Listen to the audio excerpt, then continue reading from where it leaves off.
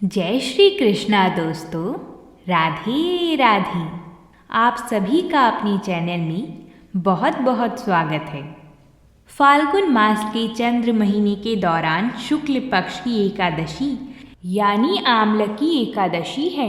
आमलकी एकादशी को ब्रज में रंग भरनी एकादशी, श्रीनाथ द्वारा में कुंज एकादशी तथा खाटू नगरी में खाटू एकादशी भी कहा जाता है। आमलकी एकादशी के दिन भक्त आंवला के पेड़ का पूजन करते हैं। ऐसा माना जाता है कि एकादशी के दिन इस पेड़ में भगवान विष्णु का वास होता है। आमलकी एकादशी का दिन होली के मुख्य उत्सवों की शुरुआत का प्रतीक है। ऐसा माना जाता है कि इस एकादशी को करने से उपासक भगवान विष्णु के पास वैकुंठ में पहुंच जाता है। आमलकी एकादशी के अनुष्ठान और महत्व का उल्लेख पुराणों में किया गया है। महर्षि वाल्मीकि द्वारा भी बताया गया है। यह दिन बहुत शुभ माना जाता है। इसी से जुड़ी आज हम आमलकी एकादशी की व्रत कथा सुनेंगे। आप सभी भक्त श्रद्धा और भक्ति भाव से इस कथा का श्रवण करिएगा। और कथा को शुरू करने से पहले कमेंट बॉक्स में जय श्री हरि ज़रूर लिखिएगा। तो आइए कथा को प्रारंभ करते हैं। प्रेम से बोलिए भगवान श्री हरि की जय हो। धर्मराज युधिष्ठिर बोले, हे जनार्दन, आपने फाल्गुन मास के कृष्ण पक्ष की विजया एकादशी का सुंदर वर्णन करते हुए सुनाया। अब आप फाल्गुन मास के शुक्ल पक्ष की एकादशी का क्या नाम है तथा उसकी विधि क्या है, कृपया करके आप मुझे बताइए। श्री भगवान बोली, हे राजन, फाल्गुन मास के शुक्ल पक्ष की एकादशी का नाम आमलकी एकादशी है। इस व्रत के करने से समस्त पाप नष्ट हो जाते हैं तथा इसके प्रभाव से 1000 गौदान का फल प्राप्त होता है। इस व्रत के करने से समस्त पाप नष्ट हो जाते हैं। हे राजन, अब मैं आपको महर्षि वशिष्ठ जी द्वारा राजा मानधाता को सुनाई हुई पौराणिक कथा के बारे में बताता हूँ। आप इसे ध्यानपूर्वक सुनें। राजा मानधाता बोले कि हे वशिष्ठ जी, यदि आप मुझ पर कृपा करें तो किसी ऐसे व्रत की कथा कहिए जिससे मेरा कल्याण हो। महर्षि वशिष्ठ जी बोले कि हे राजन, सब व्रतों से उत्तम और अंत में मोक्ष देने वाली आमलकी एकादशी के व्रत का मैं वर्णन करता हूँ। यह एकादशी फाल्गुन मास के शुक्ल पक्ष में होती है। एक वैदिश नाम का नगर था जिसमें ब्राह्मण, क्षत्रिय, वैश्य और शूद्र चारों वर्ण आनंद सहित रहते थे।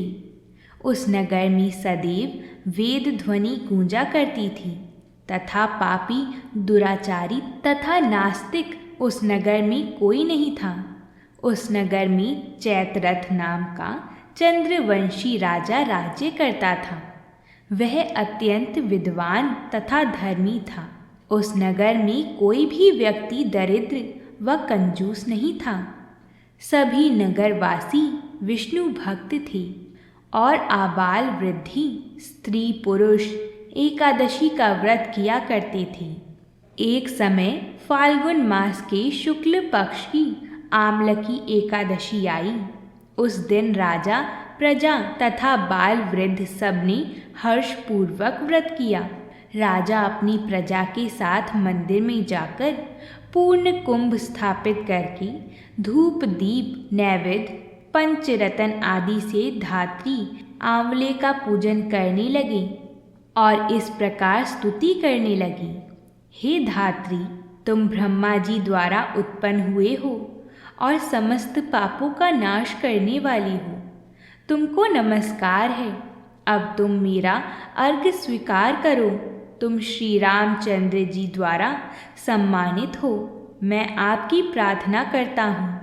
अंततः आप मेरे समस्त पापों का नाश करो। उस मंदिर में सबने रात्रि को जागरण किया। रात के समय वहाँ एक बहेलिया आया जो अत्यंत पापी और दुराचारी था। वह अपने कुटुंब का पालन जीव हत्या करके किया करता था। भूख और प्यास से अत्यंत व्याकुल वह बहेलिया इस जागरण को देखने के लिए मंदिर के एक कोने में बैठ गया और विष्णु भगवान तथा एकादशी महात्म्य की कथा सुनने लगा। इस प्रकार अन्य मनुष्यों की भांति उसने भी सारी रात जागकर बिता दी। प्रातः काल होते ही सब लोग अपने घर चले गए तो बहेलिया भी अपने घर चला गया। घर जाकर उसने भोजन किया। कुछ समय बीतने के पश्चात उस बहेलिया की मृत्यु हो गई। मगर उस आमलकी एकादशी के व्रत तथा जागरण से उसने राजा विधुरथ के घर में जन्म लिया और उसका नाम वसुरथ रखा गया। युवा होने पर वह चतुरंगिनी सेना के सहित तथा धन धान्य से युक्त होकर 10,000 ग्रामों का पालन करने लगा। वह तेज में सूर्य के समान, कांति में चंद्रमा के समान, वीरता में भगवान विष्णु के समान और क्षमा में पृथ्वी के समान था। वह अत्यंत धार्मिक, सत्यवादी, कर्मवीर और विष्णु भक्त था। वह प्रजा का समान भाव से पालन करता था। दान देना उसका नित्य कर्तव्य था। एक दिन राजा शिकार खेलने के लिए गया। देव योग से वह मार्ग भूल गया और दिशा ज्ञान न रहने के कारण उसी वन में एक वृक्ष के नीचे सो गया। थोड़ी देर बाद पहाड़ी मलेच्छ वहाँ पर आ गई और राजा को अकेला देखकर मारो मारो शब्द करते हुए राजा की ओर दौड़ी। मलेच्छ कहने लगी कि इसी दुष्ट राजा ने हमारे माता पिता, पुत्र पौत्र आदि अनेक संबंधियों को मारा है तथा देश से निकाल दिया है। अंततः इसको अवश्य मारना चाहिए। ऐसा कहकर वह मलेच्छ उस राजा को मारने दौड़ी और अनेक प्रकार की अस्त्र शस्त्र उसके ऊपर फेंके। वह सब अस्त्र शस्त्र राजा के शरीर पर गिरते ही नष्ट हो जाती और उनका वार पुष्प के समान प्रतीत होता। अब उन मलेच्छों के अस्त्र शस्त्र उल्टा उन्हीं पर प्रहार करने लगी, जिससे वह मूर्छित होकर गिरने लगी। उसी समय राजा के शरीर से एक दिव्य स्त्री उत्पन्न हुई। वह स्त्री अत्यंत सुंदर होते हुए भी उसकी भ्रुकुटी टेढ़ी थी। उसकी आँखों से लाल लाल अग्नि निकल रही थी, जिससे वह दूसरे काल के समान प्रतीत होती थी। वह स्त्री मलेच्छों को मारने दौड़ी और थोड़ी ही देर में उसने सब मलेच्छों को काल के गाल में पहुंचा दिया।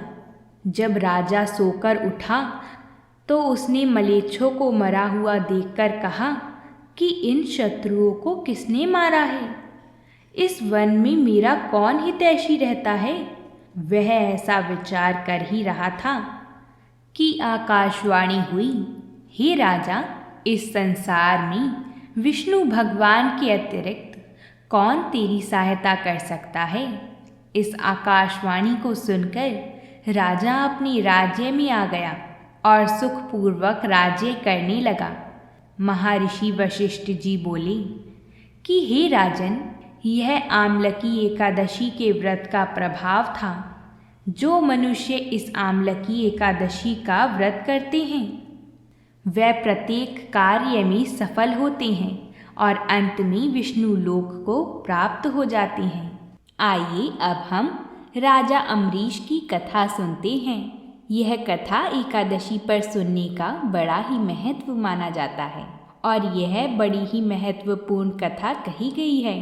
बोलिए भगवान श्री कृष्ण की जय हो। राजा अम्बरीश भगवान श्री हरि के परम भक्त थे।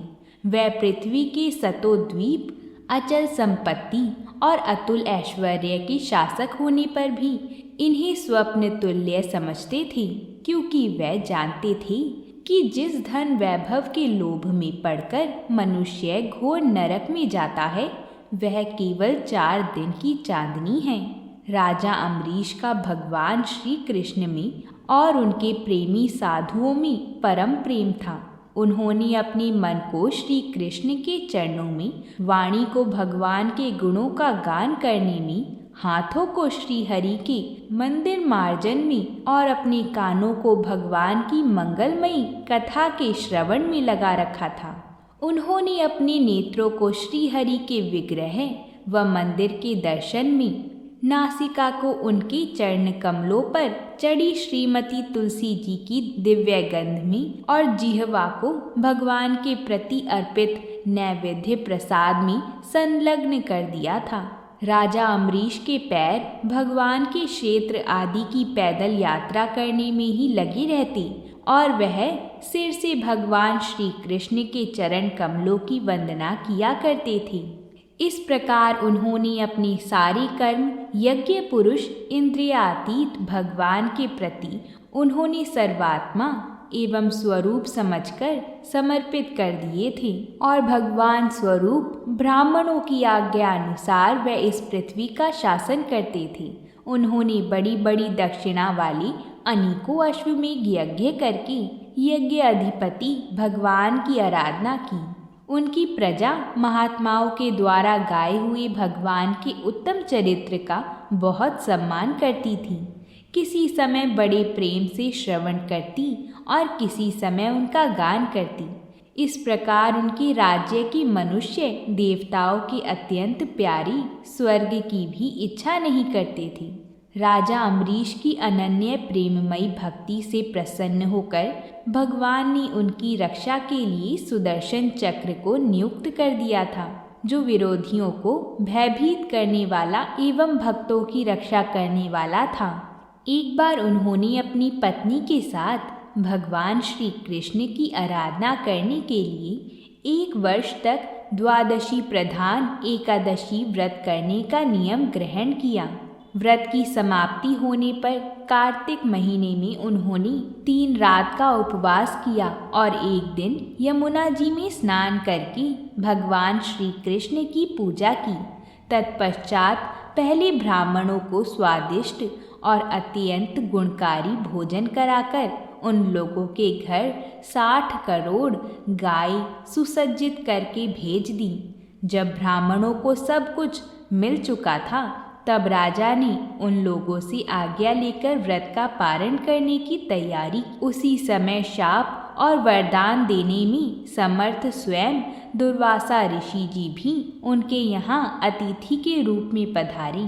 राजा अम्बरीश उन्हें देखते ही उठकर खड़े हो गए, आसन देखकर बैठाया और विविध सामग्रियों से उनके चरणों में प्रणाम करके भोजन के लिए प्रार्थना की। दुर्वासा ऋषि जी ने राजा अम्बरीश की प्रार्थना स्वीकार कर ली और इसके बाद आवश्यक कर्मों से निवृत्त होने के लिए वह नदी तट पर चले गए। वह ब्रह्म का ध्यान करते हुए यमुना के पवित्र जल में स्नान करने लगी। इधर द्वादशी केवल घड़ी भर शेष रह गई थी। धर्मज्ञ अम्बरीश ने धर्म संकट में पड़कर ब्राह्मणों के साथ परामर्श किया। उन्होंने कहा, ब्राह्मण देवताओं, ब्राह्मण को बिना भोजन कराए स्वयं खा लेना और द्वादशी रहते पारण न करना दोनों ही दोष हैं। इसलिए इस समय जैसा करने से मेरी भलाई हो और मुझे पाप ना लगे ऐसा काम करना चाहिए। तब ब्राह्मणों के साथ विचार करके उन्होंने कहा, ब्राह्मणों, ग्रंथों में ऐसा कहा गया है कि जल पी लेना भोजन करना भी है, नहीं भी करना है। इसलिए इस समय केवल जल से पारण किए लेता हूँ। ऐसा निश्चय करके मन ही मन भगवान का चिंतन करते हुए राजश्री अम्बरीश ने जल पी लिया और फिर दुर्वासा ऋषि के आने की बाट देखने लगी। दुर्वासा ऋषि आवश्यक कर्मों से निवृत्त होकर यमुना तट से लौट आई। जब राजा ने आगे बढ़कर उनका अभिनंदन किया तब उन्होंने अनुमान से ही समझ लिया कि राजा ने पारण कर लिया है। उस समय दुर्वासा ऋषि जी बहुत भूखे थे। वह क्रोध से थर थर काँपने लगे। उन्होंने हाथ जोड़कर खड़े अम्बरीश से डांट कर कहा, अहो देखो तो सही, यह कितना क्रूर है, यह धन के मद में मतवाला हो रहा है। भगवान की भक्ति तो इसे छू तक नहीं गई और यह अपने को बड़ा समर्थ मानता है। आज इसने धर्म का उल्लंघन करके बड़ा अन्याय किया है। मैं इसका अतिथि होकर आया हूँ, किंतु फिर भी मुझे खिलाए बिना ही इसने खा लिया है। अच्छा देख, तुझे अभी इसका फल चखाता हूँ। यों कहते कहते वह क्रोध से जल उठी। उन्होंने अपनी एक जटा उखाड़ी और उससे अम्बरीश को मार डालने के लिए एक राक्षसी उत्पन्न की। वह आग के समान जलती हुई हाथ में तलवार लेकर राजा अम्बरीश पर टूट पड़ी। परम पुरुष परमात्मा ने अपने सेवक की रक्षा के लिए पहले से ही सुदर्शन चक्र को नियुक्त कर रखा था। जैसे आग क्रोध से गुर्राते हुए सांप को भस्म कर देती है, वैसे ही चक्र ने दुर्वासा ऋषि की राक्षसी को जलाकर ढेर कर दिया। जब दुर्वासा ऋषि जी ने देखा कि मेरी बनाई हुई राक्षसी तो जल रही है और चक्र मेरी ओर आ रहा है, तब वह भयभीत होकर अपने प्राण बचाने के लिए हाथ जोड़कर एकाएक भाग निकले। जैसे ऊंची ऊंची लपटों वाला दावानल सांप के पीछे दौड़ता है, वैसे ही भगवान का चक्र तो मेरे पीछे लग गया है।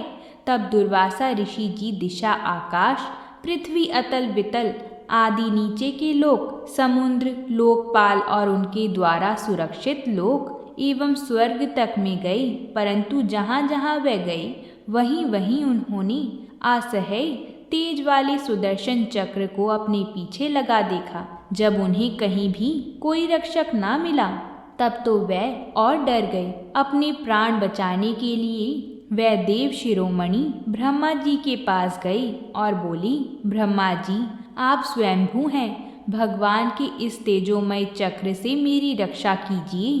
ब्रह्मा जी ने कहा, दुर्वासा ऋषि जी, मैं शंकर जी, दक्ष, भृगु आदि, प्रजापति, भूतेश्वर आदि सब जिनके बनाए नियमों में बंधे हैं तथा जिनकी आज्ञा शिरोधार्य करके हम लोग संसार का हित करते हैं, उनके भक्त के द्रोही को बचाने में हम समर्थ नहीं हैं।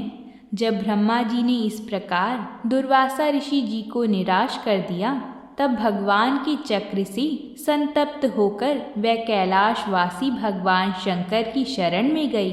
शंकर जी ने कहा, दुर्वासा जी, जिनसे पैदा हुए अनेकों ब्रह्मांडों में हमारे जैसे हजारों चक्कर काटते हैं, यह चक्र उन्हीं विश्वेश्वर का शस्त्र है। यह हम लोग के लिए असह्य है। तुम उन्हीं की शरण में जाओ, वह भगवान ही तुम्हारा मंगल करेंगे। निराश होकर दुर्वासा ऋषि जी श्री हरि भगवान के परम धाम वैकुंठ की तरफ भागे। दुर्वासा ऋषि जी भगवान के चक्र की आग से जल रहे थे। वह भगवान के चरणों में गिर पड़े।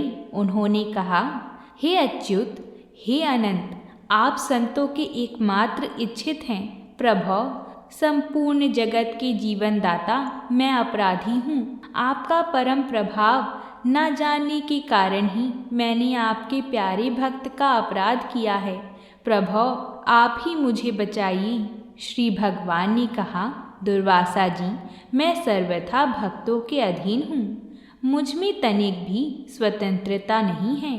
जो भक्त स्त्री, पुत्र, गृह, गुरुजन, प्राण, धन, इहलोक और परलोक सब लोक छोड़कर केवल मेरी शरण में आ गए हैं, उन्हें छोड़ने का संकल्प भी मैं कैसे कर सकता हूँ। इसमें संदेह नहीं कि ब्राह्मणों के लिए तपस्या और विद्या परम कल्याण के साधन हैं, परंतु यदि ब्राह्मण उद्दंड और अन्यायी हो जाएं, तो वह ही दोनों उल्टा फल देने लगते हैं।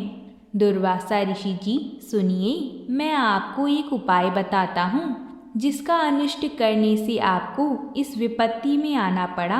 आप उसी के पास जाइए, उनसे क्षमा मांगिए, तब आपको शांति मिलेगी। सुदर्शन चक्र की ज्वाला से जलते हुए दुर्वासा ऋषि जी लौटकर राजा अम्बरीश के पास आए और उन्होंने अत्यंत दुखी होकर राजा के पैर पकड़ लिए। दुर्वासा ऋषि जी की यह चेष्टा देखकर और उनके चरण पकड़ने से लज्जित होकर राजा अम्बरीश भगवान के चक्र की स्तुति करने लगे। अम्बरीश जी ने कहा, प्रभो सुदर्शन, आप अग्नि स्वरूप हैं। भगवान के प्यारे 1000 दांतों वाले चक्रदेव, मैं आपको नमस्कार करता हूँ। समस्त अस्त्र शस्त्र को नष्ट कर देने वाले एवं पृथ्वी के रक्षक, आप इन ब्राह्मण की रक्षा कीजिए। आप कृपा करके हमारे कुल में भाग्य उदय के लिए दुर्वासा ऋषि जी का कल्याण कीजिए। हमारे ऊपर यह आपका महान अनुग्रह होगा। यदि मैंने कुछ भी दान किया हो, यज्ञ किया हो अथवा अपने धर्म का पालन किया हो, यदि हमारे वंश के लोग ब्राह्मणों को ही अपना आराध्य देव समझते रहे हों, तो दुर्वासा ऋषि जी की जलन मिट जाए। भगवान समस्त गुणों के एकमात्र आश्रय स्थल हैं। यदि मैंने समस्त प्राणियों के आत्मा के रूप में उन्हें देखा हो और वह मुझ पर प्रसन्न हों, तो दुर्वासा ऋषि जी के हृदय की सारी जलन मिट जाए। जब राजा अम्बरीश ने दुर्वासा ऋषि जी को सब ओर से जलाने वाली भगवान के सुदर्शन चक्र की इस प्रकार स्तुति की, तब उनकी प्रार्थना से चक्र शांत हो गया। जब दुर्वासा ऋषि जी चक्र की आग से मुक्त हो गए और उनका चित्त स्वस्थ हो गया, तब वह राजा अम्बरीश को अनेकानेक उत्तम आशीर्वाद देते हुए उनकी प्रशंसा करने लगी। दुर्वासा ऋषि जी ने कहा, धन्य है, आज मैंने भगवान के प्रेमी भक्तों का महात्म्य देखा। राजन, मैंने आपका अपराध किया, फिर भी आप मेरे लिए मंगल कामना ही कर रहे हैं। महाराज अम्बरीश, आपका हृदय करुणा भाव से परिपूर्ण है। आपने मेरे ऊपर महान अनुग्रह किया है। अहो, आपने मेरे अपराध भुलाकर मेरी रक्षा की। जब से दुर्वासा जी चक्र से जीवन रक्षा के लिए भाग रहे थे, तब से राजा अम्बरीश ने भोजन नहीं किया था। वह दुर्वासा जी के लौटने की बाट देख रहे थे। अब उन्होंने दुर्वासा जी के चरण पकड़ लिए और उन्हें प्रसन्न करके विधि पूर्वक भोजन कराया। दुर्वासा जी ने बहुत ही संतुष्ट होकर राजा अम्बरीश के गुणों की प्रशंसा की और उसके बाद उनसे अनुमति लेकर आकाश मार्ग से प्रस्थान किया। जब सुदर्शन चक्र से भयभीत होकर दुर्वासा ऋषि भाग रहे थे, तब से लेकर उनके लौटने तक 1 वर्ष का समय बीत गया था। इतने दिनों तक राजा अम्बरीश उनके दर्शन की आकांक्षा से केवल जल पीकर रहे। दुर्वासा ऋषि जी के जाने के बाद उनके भोजन से बचे हुए अत्यंत पवित्र अन्न को राजा ने सब परिवार ग्रहण किया। कुछ वर्ष बीतने पर राजा अम्बरीश ने अपने ही समान भक्त पुत्रों पर राज्य का भार छोड़ दिया और स्वयं वन में चले गए। वहाँ वह बड़ी धीरता के साथ आत्मस्वरूप भगवान में अपना मन लगाकर गुणों के प्रवाह रूपी संसार से मुक्त हो गई। बोलिए भगवान विष्णु की जय हो। अगर आप भी एकादशी का व्रत करती हैं और एकादशी की कथा सुनती हैं, तो कमेंट बॉक्स में भगवान श्री हरि की जय ज़रूर लिखकर भेजें और वीडियो को लाइक ज़रूर करें। तो प्रेम से बोलिए भगवान श्री हरि की जय हो।